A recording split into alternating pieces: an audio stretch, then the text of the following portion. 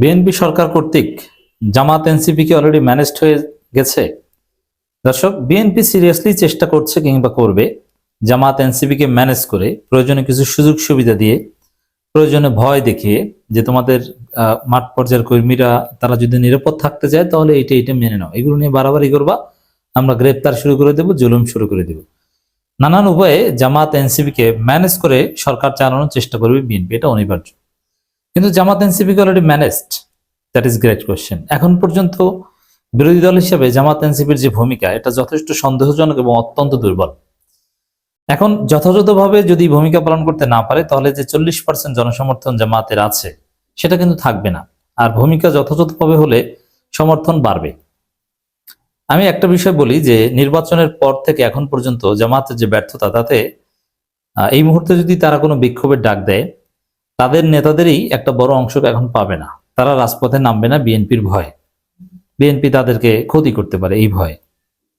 হ্যাঁ, অদূর ভবিষ্যতে আবার এরকম একটা পরিস্থিতি হবে যখন মানুষ বিএনপির উপর ক্ষিপ্ত হয়ে অনেকে রাজপথে নামবে, কিন্তু এখন কিন্তু নামবে না। কিন্তু অ্যাটলিস্ট জামাতের অনেক রোকন কি পাবেন আমি জানি, ভালোভাবেই জানি। যতই আপনি ক্যাডার ভিত্তিক সংগঠনের গল্প শোনান, আমি তো জানি।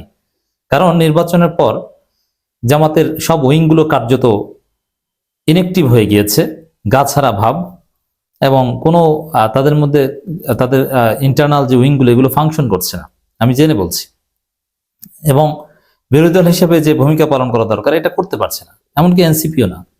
যার ফলে এনসিপির মধ্যে এখানে একটা হিসাব বুঝবেন যে ঘটনাটা কি, এইসব বিষয় খোলামেলা আলোচনা হওয়া দরকার। কারণ আমরা চাই আমাদের বাংলাদেশের একটা পরিবর্তন কিংবা একটা সুন্দর বাংলাদেশ, নতুন বাংলাদেশ গড়ার ক্ষেত্রে ভরসা একমাত্র জামাত ইসলামী। জামাত ছাড়া জনগণের কোনো মুক্তি নেই। বিএনপি ক্ষমতায় এসেছে, এসেই সাথে সাথে প্রতারণা শুরু করে দিয়েছে, কপালে বিপদ আছে। অতএব এদেশের জনগণের আকাঙ্ক্ষা পূরণ করতে পারে একমাত্র জামাত ইসলামী। যার ফলে জামাত ইসলামী ত্রুটি বিচ্যুতিগুলো যে কোনো মূল্যে সংশোধন করাতে হবে। জামাতের অনেক অযোগ্যতা আছে, বিএনপি জামাতের চাইতে যোগ্যতার মানদণ্ডে অনেক এগিয়ে। তো জামাতের এই ঘাটতিগুলো অ্যাট এনি কস্ট পূরণ করতে হবে, এই জন্যই এই সমালোচনা। তো দর্শক, এখানে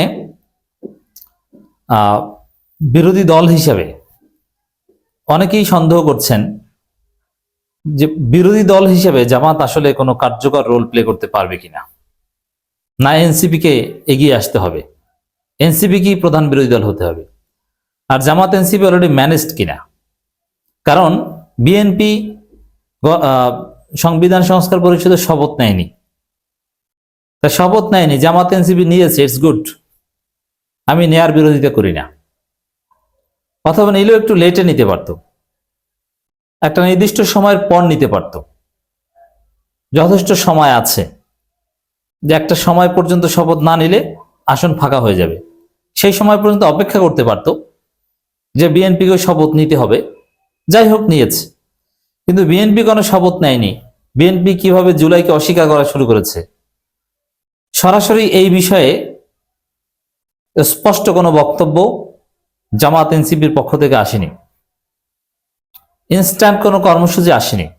অথচ জুলাই সনদ বা এই বিষয়ে জনগণের আবেগ আছে, এটা কাজে লাগাতে পারত, কিন্তু কাজে লাগায়নি, লাগাতে পারছে না। এটা একটা দুর্বলতা।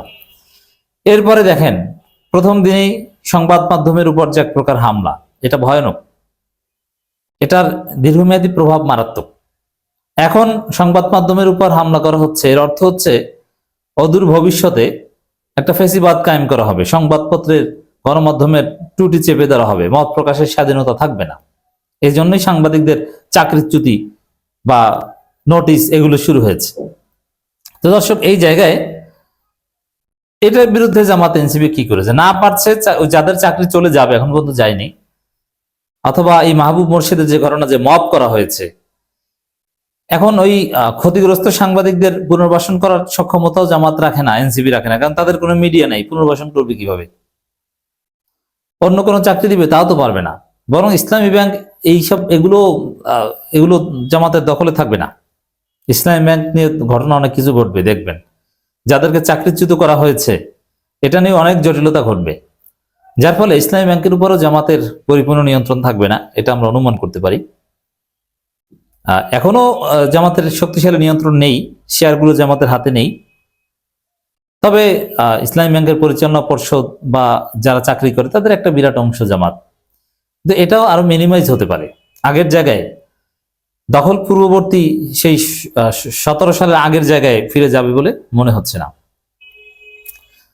তো এখন জামাত এই ক্ষতিগ্রস্তদের তো চাকরিও দিতে পারছে না, তাহলে জামাতের পক্ষে সাংবাদিকরা কেন কাজ করবে? বরং সরকারকে চাপ দিয়ে তার অধিকার নিশ্চিত করবে, এটাও তো পারছে না। সরকারকে চাপ দিতে হবে যে না, এটা পারবেন না, সরকার যাতে সংবাদ মাধ্যমের উপর হস্তক্ষেপ করা থেকে বিরত থাকে, তাও তো পারছে না। গণমাধ্যমগুলো চুপ, কোনো গণমাধ্যম এই সাংবাদিকদের হয়রানি নিয়ে, সাংবাদিকদের নোটিশ দেওয়া নিয়ে কোনো কথা বলছে না। জামাত এনসিপি অনেকটা চুপ, দায় সারা গোছের একটু কথা বলছে ইশারা ইঙ্গিতে। তো এইভাবে তো বিরোধী দল হিসেবে কার্যকর রোল প্লে করছে বলা যায় না। যেমন এই যে সাংবাদিকদের হেনস্থা মেনে নেওয়া হবে না, এনসিপি একটা বক্তব্য দিয়েছে, অথচ এখানে উচিত ছিল কর্মসূচি দেওয়া। এমনকি আপনি যদি রাজপথের কর্মসূচি প্রথম দিকে না দিতে চান, আপনার এমপিরা তথ্যমন্ত্রী জহিরুদ্দিন স্বপনের সাথে দেখা করতো, যে এটা কেন, ক্লিয়ার স্টেটমেন্ট দেন, আমরা ক্লিয়ার বক্তব্য চাই, কি কারণে কি। সরাসরি বিরোধী দলীয় নেতা কথা বলতো মন্ত্রীর সাথে প্রয়োজনে না, এরকম মানে এই শুরুতে এই বিষয়টা স্মার্টলি ডিল করতে পারতো না। কারণ প্রথম দিকে যদি আপনি সিম্পল দুই একটা ঘটনা জোরালো ভাবে দেখেন, তাহলে সামনে এই ধরনের ঘটনা ঘটবে না। আর এখন সার পেয়ে গেলে সামনে এই ধরনের ঘটনা, সাংবাদিকদের চাকরিচ্যুত করা ঘটনা, এটা সকাল সন্ধ্যা ঘটতে থাকবে। অথচ জামাত এনসিপি একটা বিবৃতি দিয়েছে, নামকাস্ত বিবৃতি, উদ্বেগ প্রকাশ করছে, জাস্ট এতটুকু। আর আমিরে জামাত তো বিবৃতি দেন, আমিরে জামাত ইশারা ইঙ্গিত লিখেছেন, মত প্রকাশের স্বাধীনতার জন্যই জুলাই ফেসিবাদের 17 বছরে বর্তমান সরকারি দল ও আমরা উভয় পক্ষই স্বাধীন মত প্রকাশের ক্ষেত্রে দমন পীড়নের শিকার হয়েছে। আমরা সেই অন্ধকার সময়ে আর ফিরতে চাই না। গণমাধ্যমের স্বাধীনতা একটি সুস্থ গণতন্ত্রের প্রথম শর্ত, ভিন্নমত দমন নয়, স্বাগত জানানোই হোক নতুন রাজনৈতিক সংস্কৃতি। একটু ইশারা ইঙ্গিতে লিখেছেন, ক্লিয়ার কোনো কথা কিন্তু নাই। স্যার এটা কি এই এখন টিভির 4 সাংবাদিকদের যে বিপদ, মাহবুব মোর্শেদের উপর যে মব, সেটা নিয়ে এটা কোনো সুন্দর বিরোধী দল সুলভ বা কার্যকর কোনো প্রতিবাদ হলো? মোটেই না।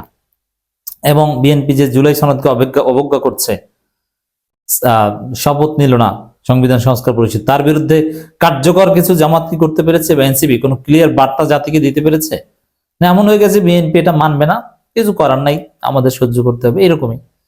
এখানে একটা হিসাব আছে যে জামাত এনসিপি, দেখেন যারা এমপি হয়েছে, এই যে জামাতের যারা নির্যাতিত, তাদের খোঁজ খবর এখন জামাতই রাখছে না। যারা এমপি হয়েছে তারা তো ব্যস্ত, তারা এমপি হয়েছে, তারা আছে ভাবে, বেশিরভাগের ক্ষেত্রে এটা হিসাব। এখন যারা এমপি হতে পারেনি, সেই সব এলাকায় যে নির্যাতন, ওটা দেখার সময় তাদের নেই। এই জন্যে বিএনপিও কিন্তু ওই 18 সালের নির্বাচনের পর ওই যারা এমপি হিসেবে শপথ নিয়েছিল, তাদের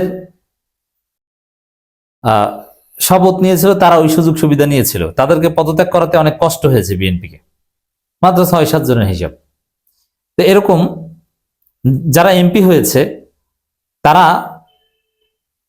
রাজপথের জোরালো কর্মসূচি বা এগুলোতে একটু পিছু হটার চেষ্টা করে বা এগুলো এড়িয়ে চলার চেষ্টা করে। কিন্তু না, জামাত এনসিপিকে পারফেক্ট রাজনীতি করতে হবে, নইলে সামনে বিপদ আছে। আপনাদের এমপি তো সহ আপনাদেরকে জেলে ঢুকাবে।